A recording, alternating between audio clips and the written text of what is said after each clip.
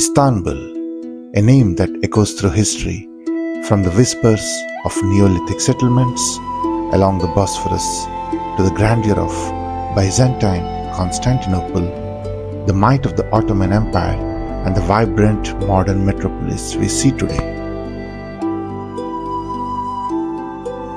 Around 8000 BC, along the shimmering shores of the Bosphorus, humanity first set foot, erecting simple huts and navigating the waters in primitive boats.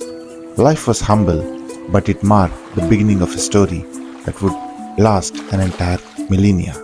Around 5500 BC, a Neolithic village at Fikirtepe was already formed. Villagers cultivated the land, crafted pottery, and raised livestock. Small communities thrived, laying the foundations of trade, culture, and social life along the waterways. Families lived in simple mud brick homes, tending to crops and domestic animals, while artisans shaped clay into pottery, creating vessels both practical and decorative. Life was slow, measured by the cycles of seasons.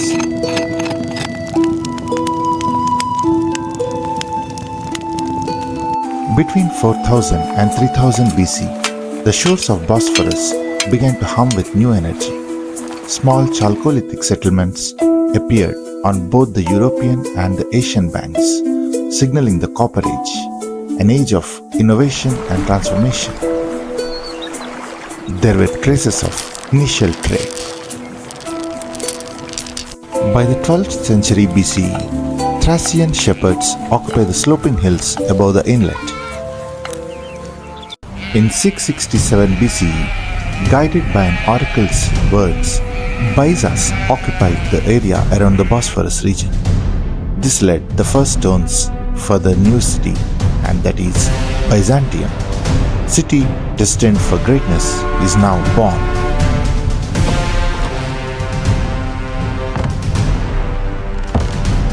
In 512 BC, the Persian king Darius I sent his armies to Byzantium. This was the first time Byzantium became part of a larger empire, showing the city's growing importance as a link between Europe and Asia. The Persian invasion was short-lived. By 478 BC, Byzantine reclaimed the city. After a long 500-year rule, the Byzantine Empire fell to the Roman Empire. Septimius Severus let Byzantium be sacked and razed. He gave the city a Roman rebirth.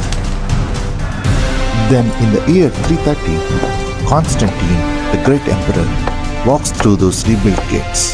He renames Byzantium to New Rome or Nova Roma, and eventually it became Constantinople, the beating heart of a rejuvenated empire. In 395 AD, Byzantine Empire took back Constantinople from the Roman Empire and fortified the city further. In the year 532, what began as a dispute between rival chariot racing factions erupts into something far greater.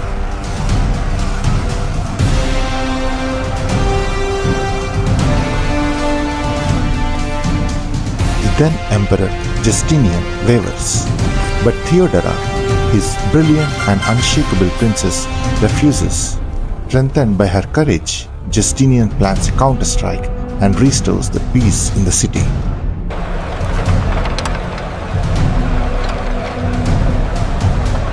To restore his lost legacy and pride, Justinian I started the construction of the famous Hagia Sophia Cathedral, what would later become one of the world's most famous visited mosque, cathedral, and a museum.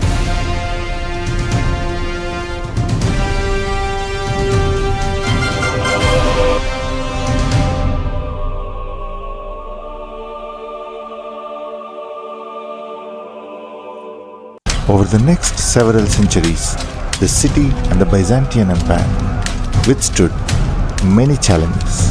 Through sieges and storms, the city endured. 626 AD, Avars and Persians failed to break its walls. A century later, Arab armies encamped outside but were undone by the fire, frost, and the Byzantine ships.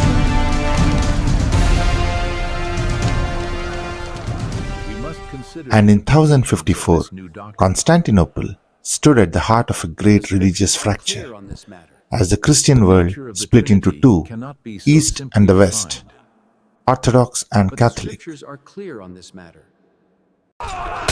Then came the calamity. In 1204, the Crusaders of the Fourth Crusade plundered the city, and the Latin Empire started their rule. But in 1261, the Byzantines returned, wary yet determined. The plague came in 1347, the Black Death haunting its streets, silencing markets and closing doors. And in 1453, the end arrived for Byzantium. The young Sultan, Mehmed the Conqueror, captured the city. Constantinople has become Ottoman.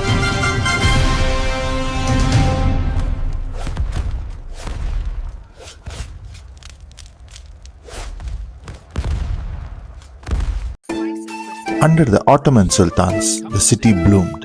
The Grand Bazaar was built in 1463, a labyrinth of stalls and domes filled with silk, spices, and jewels.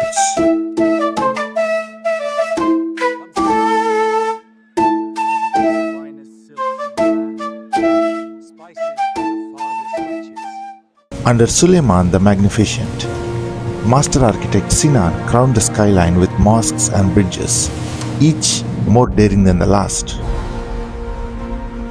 Ottoman also became a navy power to reckon with.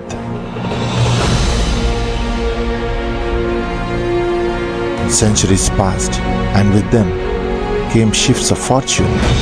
After the defeat at Vienna in 1683, the empire turned inwards, fortifying the Bosphorus. In the early 18th century, the tulip era blossomed, a time of gardens, music, and further European fashion and their impacts. The 19th century brought the reforms. The Tanzimat decrees of 1839 sought to modernize the society, and also laws. On September 3, 1869, Istanbul saw something new. A tram pulled by horses started running between Tofani and Ortaköy.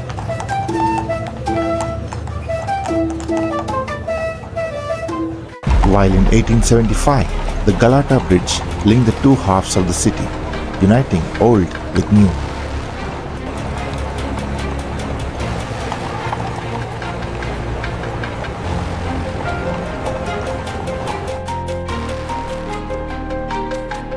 In 1883, the Orient Express steamed into Sirkeci station, bringing Istanbul into the heart of Europe's networks.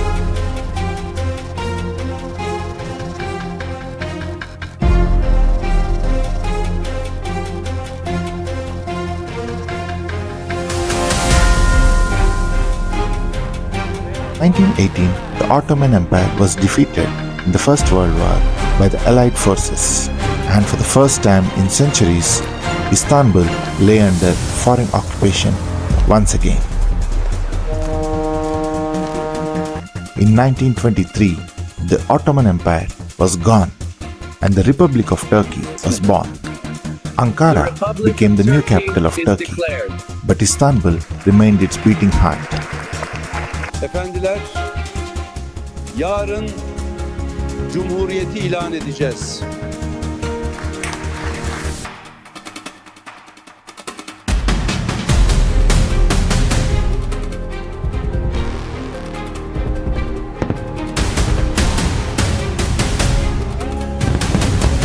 By 1930, a new chapter unfolds.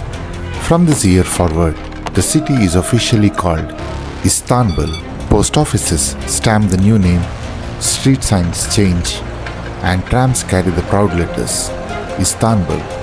The old empire has faded into the history.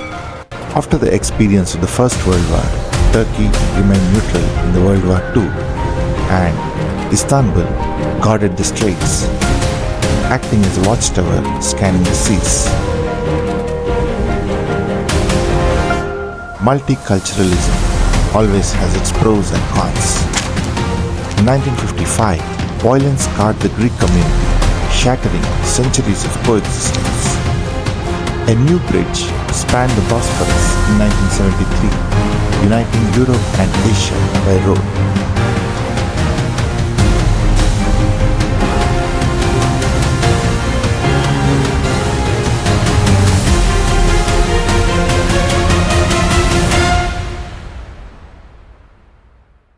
By the 1990s, Istanbul was a global city, its bazaars filled with tourists, its skyline dotted with glass towers.